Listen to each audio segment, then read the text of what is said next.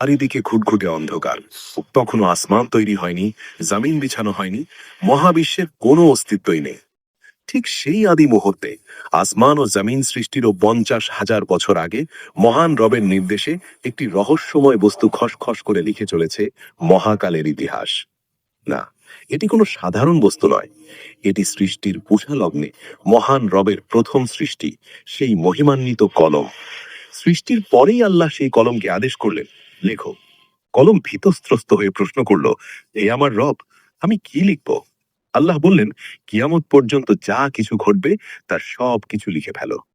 সেই মুহূর্ত থেকে কলম চলতে শুরু করলো, আর লাউহে মাহফুজে লেখা হয়ে গেল প্রতিটি মানুষের ভাগ্য, প্রতিটি গাছের পাতার ঝরে পড়া, আর আজকের এই মুহূর্তে আপনার এই ভিডিওটি দেখা, সব কিছুই।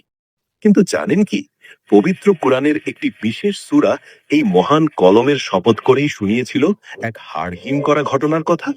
এক রাতে, হ্যাঁ, মাত্র এক রাতে কিভাবে একদল অহংকারী কোটিপতি ভাই পথের ভিখারিতে পরিণত হলো, কেন তাদের সযত্নে গড়ে তোলা বিশাল ফলের বাগানটি চোখের পলকে পুড়ে কয়লা হয়ে গেল। তারা কি কোনো ভুল করেছিল, নাকি তাদের ধ্বংসের পেছনে ছিল কোনো অদৃশ্য শক্তি?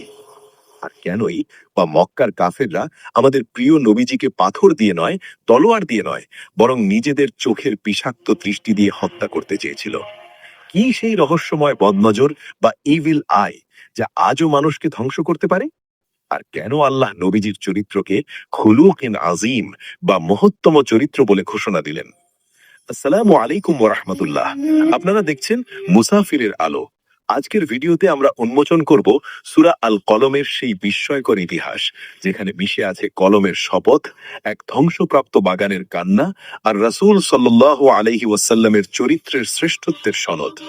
মূল ঘটনায় ডুব দেওয়ার আগে এখনই আমাদের চ্যানেলটি সাবস্ক্রাইব করে পাশে থাকা বেল আইকনটি বাজিয়ে দিন, যাতে ইসলামের এমনই লোমহর্ষক এবং অজানা ইতিহাস সবার আগে আপনার কাছে পৌঁছায়।